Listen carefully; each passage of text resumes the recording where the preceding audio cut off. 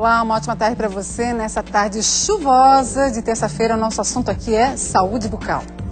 Você sabia que, por exemplo, no século XIX, né, quando a gente começou a consumir muito açúcar, começou a surgir um grande problema mundial, conhecido hoje como cárie. Realmente virou uma pandemia, gente. Por isso que se fala tanto em promoção da saúde, prevenção, desde pequenininho, lá quando a mãe ainda está gestando, né, cuidar já do bebezinho em relação aos dentes. E é um assunto que a gente vai conversar hoje, no dia de hoje, e eu, claro, não vou conversar sobre esse assunto sozinha, né? Estará comigo aqui a Vanessa Tizen. A Vanessa é dentista, está envolvida aí no projeto, né, Dentistas do Bem, que é um projeto que é realizado no Brasil todo, muito bacana. Então a gente vai conhecer um pouquinho mais e de que forma a gente pode trabalhar essa prevenção. Conosco também a Marinês Raimbenitz. A Marinês é coordenadora de saúde bucal de Florianópolis. Todos eles são dentistas, ortodontistas, a gente vai conhecê-los mais profundamente daqui a pouquinho. E conosco também aqui, né, o Fábio Costa, Dr. Fábio Costa, que é dentista, especialista em ortodontia, ortopedia e tratamento do ronco e também da apneia do sono, que integra a equipe do CIPO, que é, né, o nosso parceiro aqui no Falando. Então vai ser um programa muito interessante, hein? Vamos juntos? Nosso Falando já está no ar, eu conto com você.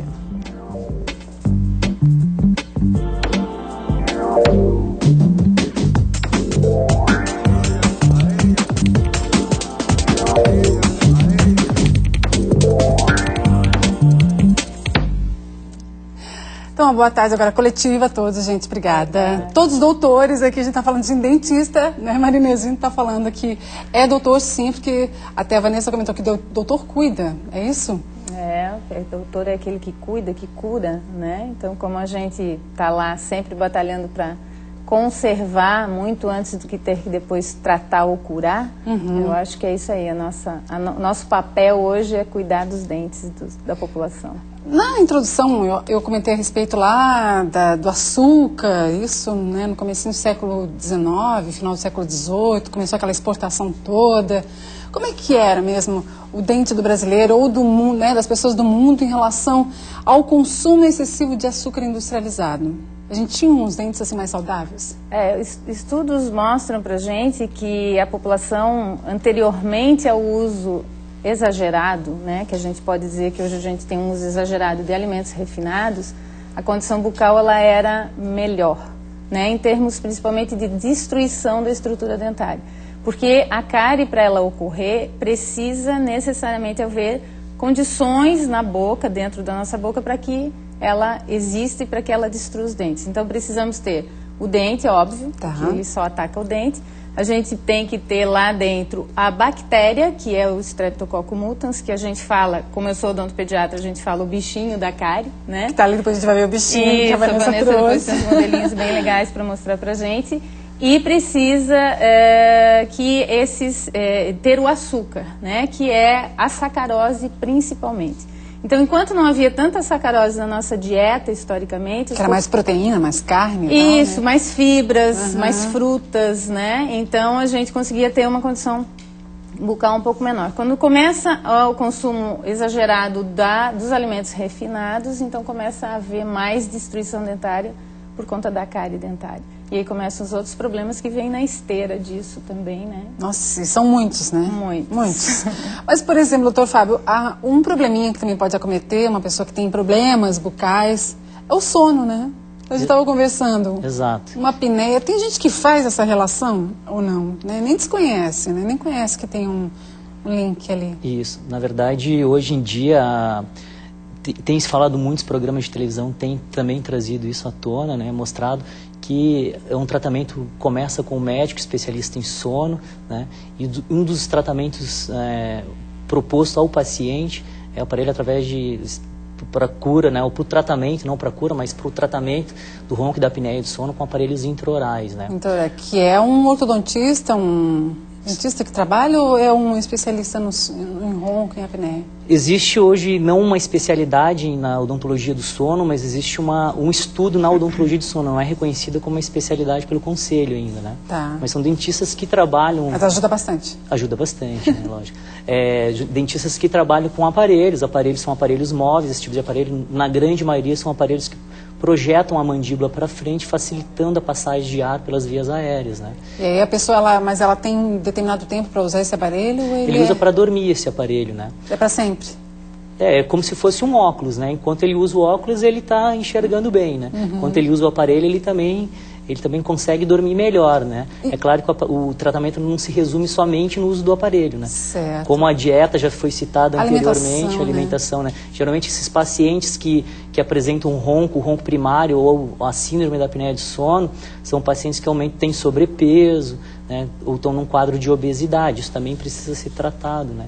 Por isso, esses pacientes acumulam mais tecido gorduroso em volta do pescoço, das vias aéreas, obstruindo a passagem de ar.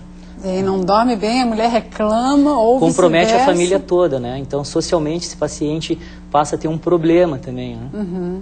Que problema, né? Que podia ser solucionado ali, né? De pequenininho, escovando. Isso, por aí, a prevenção, Vanessa. que é o foco. Eu acho que só o curativo hoje não é mais a solução, porque você cura, mas a criança que não se cuida, ela vai vir já com problemas que cada vez vão se agravando desde a infância. Então o pai tem que ter a consciência, tem que orientar o seu filho, e o seu filho desde pequenininho e vindo, cuidando, e aí a gente consegue levar os nossos dentes até morrer. É o que eu falo, hoje em dia muitos pacientes perguntam, não, mas eu vou perder meus dentes quando eu estiver velho? Não, a pessoa que cuida, ela pode levar esses dentes até os 100 anos, 100 e poucos anos, então, mas isso tem que ser um trabalho desde cedo. É difícil mudar os hábitos de adultos, os adultos são mais teimosos, né? Até você comentou, assim, nessa linha do tempo, né, do século XIX, do consumo excessivo de açúcar, teve também a questão, nos anos 80, que você falou que foi introduzido o flúor na questão da água. Isso me chamou a atenção quando nós conversamos sobre a questão de ter aumentado o número de cárie depois que o açúcar refinado entrou no mercado. Ao mesmo tempo, na década de 80, se eu não me engano, o flúor foi implementado na rede de água, né, na Casan. Que até os anos 80 não tinha, eu não lembro. Não tinha, era uma coisa assim. E aí, assim, os índices de cárie na população também daí diminuíram bastante, porque o flúor ele é muito importante também na prevenção. E hoje também é obrigatório ter nos cremes dentais. Então, todos os cremes dentais têm que ter o flúor. Então, tudo isso já ajuda. Né, Isso. É obrigado a ter. Então, salvo algumas exceções, como o creme dental para bebê, que não pode ter o flúor, a partir dos 3 anos que a gente usa a pasta normal, ela sempre tem flúor. Então, tudo já ajuda nessa questão preventiva. Até vocês têm um projeto que trabalha nessa questão preventiva, né, em termos nacionais, é isso? Exatamente. Que é o Dentista do Bem, né? E aqui, em relação à prefeitura, também tem todo um trabalho voltado a essa questão preventiva, que é o projeto de saúde bucal. É isso, Marinense? É isso. Porque é um trabalho para depois chegar ali com o Fábio, que tem ortodontia que não é implantado ainda na questão pública, mas todo mundo se ajudando, né? Tá. Como é que funciona isso? A parte de promoção de saúde que a Secretaria Municipal de Saúde executa, né, em todas as suas unidades, ela é bastante importante e bastante forte hoje no município, né? Nós temos em todos os nossos 49 centros de saúde, nós temos dentistas trabalhando. Se não é pelo menos um, às vezes nós temos 2 ou 3 conforme. Isso em todo o município de Florianópolis. Isso. Tá. E esses dentistas trabalham no atendimento curativo da população que procura eles.